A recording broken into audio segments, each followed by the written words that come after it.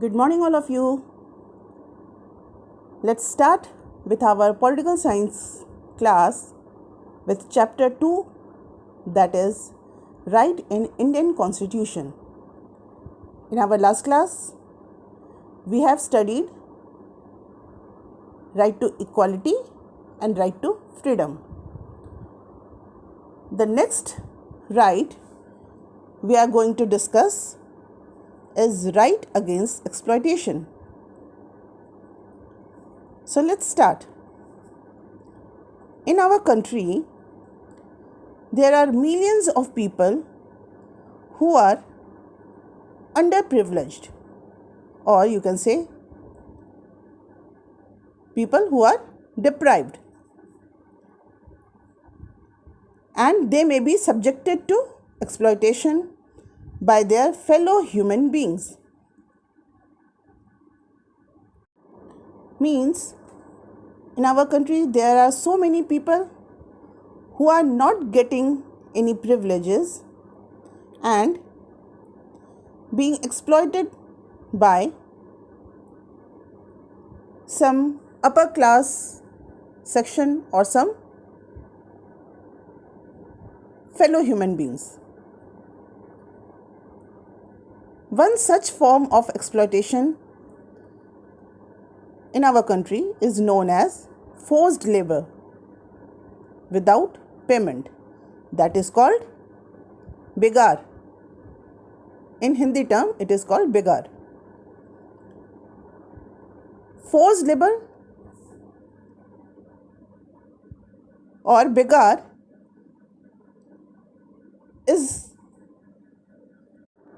was the big problem from long time. And another closely related form of exploitation is buying and selling of human beings and using them as slaves. Both of these are prohibited under the Constitution. Forced labor was imposed by landlords, moneylenders, and other wealthy persons in the past. Some form of bonded labor still continues in the country, especially in brick clean work, where bricks are made. It has now been declared a crime and it is punishable. Means forced labor is declared punishable by our Constitution. And the Constitution also forbid employment of children below the age of 14 years in dangerous jobs like factories and mines. Child labor being made illegal and right to education becoming a fundamental right for children. So, this right, that is right against exploitation, become more meaningful as it prohibited child labor also in India. Our next fundamental right is right to freedom of religion. According to our Constitution, everyone enjoys the right to follow the religion of his or her choice. Everyone is free to choose any religion of his choice. This freedom is considered a very remarkable feature of democracy. We can see in other country there were rulers and emperors in different part of the world who did not allow their resident their citizens to enjoy the right to freedom of religion. Persons who follow different religion from that of the ruler were either persecuted or forced to convert to the official religion of the rulers. But in our country, democracy incorporated the freedom to follow the religion of our choice. In India, everyone is free to profess or practice his or her religion, and all are treated equally. So we can say we have right the freedom of religion. Now, what do you mean by religion? What do you mean by freedom of religion? Freedom of religion means freedom of faith and worship. In India, everyone is free to choose a religion and practice that religion. Freedom of religion also includes the freedom of conscience. This means that a person may choose any religion or may choose not to follow any religion also. Whatever he likes. Freedom of religion includes the freedom to profess, follow, and propagate any religion. But again, the freedom of religion is subject to certain limitations. The government can impose restrictions on the practice of freedom of religion in order to protect public order, morality, and health. That means if any religion there is some kind of practice which affect the public order or which affect the morality, then government can restrict. That means the freedom of religion is not an unlimited right. The government can interfere in religious matters for rooting out certain social evils. For example, you all know in the past the practice of sati, bigamy, or human sacrifice was unknowingly become the part of our religion. So, government restricted these practices and banned all the practices like sati, bigamy, or human sacrifices, and such restrictions cannot be opposed in the name of interference in right to freedom of religion. That means we all have right to freedom of religion, but we can't practice immoral things in the name of our religion.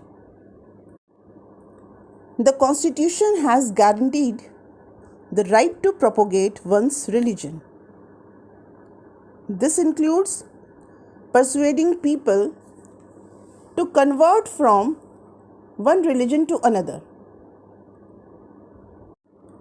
The Constitution does not allow forcible conversion. It only gives us the right to spread information about our religion and thus attract others to it. Sometimes the limitation on the right to freedom of religion produce tension between followers of various religions and the government. When the government seeks to restrict some activities of any religious group, people of that religion feel that this is interference in their religion. One thing we should keep in our mind that our country runs according to our constitution, and the constitutional provisions are the supreme.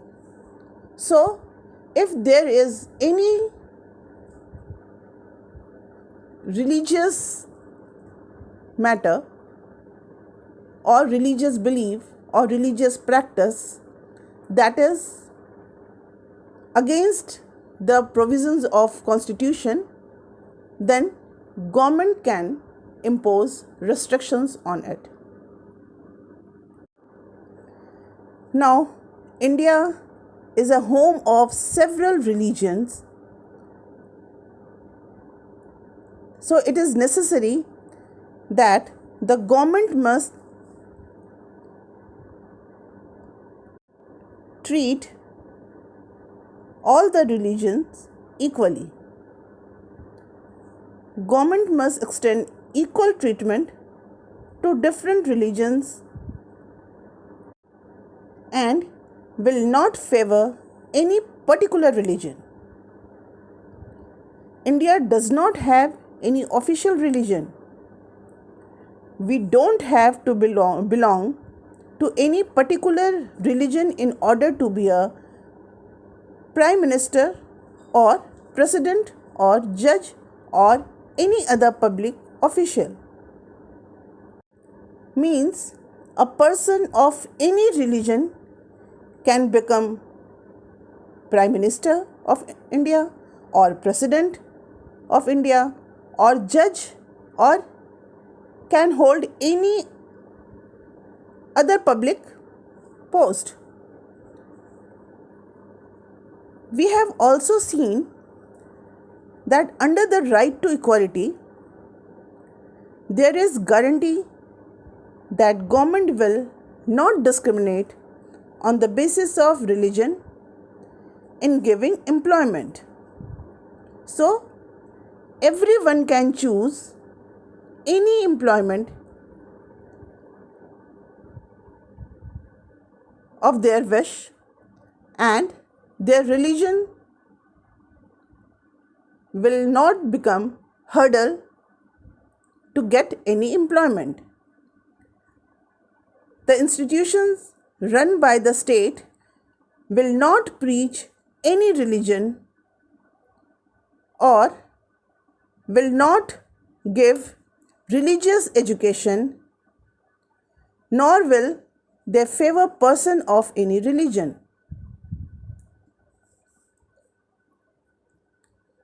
The objective of these provisions is to sustain and nurture the principle of secularism. So, today we have discussed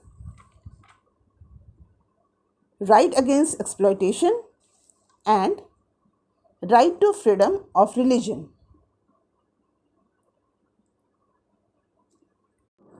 Hope these two fundamental rights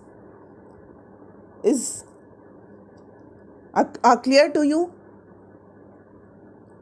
In our next class, we will discuss other fundamental right, that is cultural and educational rights and the right to constitutional remedies. So go through your book,